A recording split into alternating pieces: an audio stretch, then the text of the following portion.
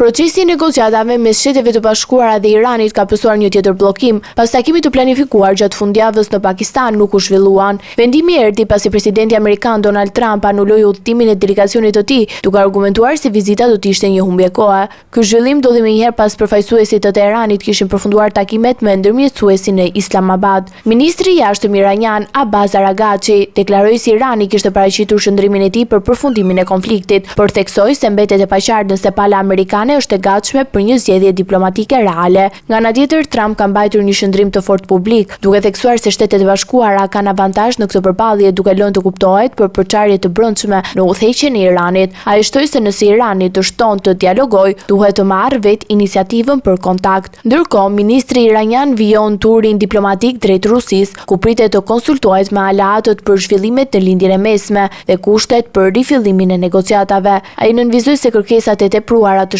SBA-s kanë qenë një nga arsyet kryesore të dështimit të bisedimeve. Pavarësisht pushimit të përkohshëm të shpallur më herët, përplasjet mes dy vendeve vijojnë të përshëndrohen te kontrolli i ngushticës së Hormuzit, një arterje kyçe për tregtin global të energjisë. Si dhe te programi bërthamor i Iranit, situata mbetet e tensionuar ndërsa çdo përpjekje për dialog duket ende larg një marrëveshjeje konkrete.